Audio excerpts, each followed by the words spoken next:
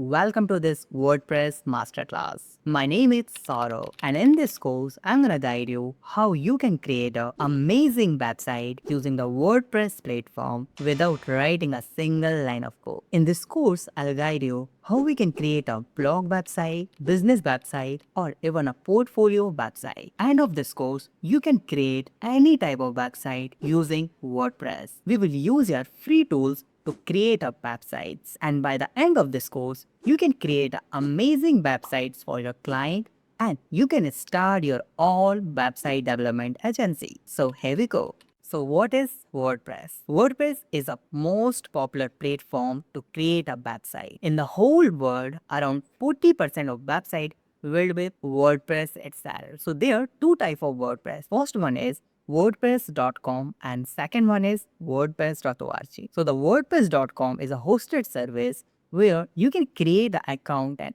start the blogging. But that will not give you the freedom to create any type of website. You need to pay a lot of amount. So we are going to use here the WordPress.org where you have a freedom to modify the entire website to create any type of website that you want. And the WordPress org is an open source. So you can modify it and you can create any type of website.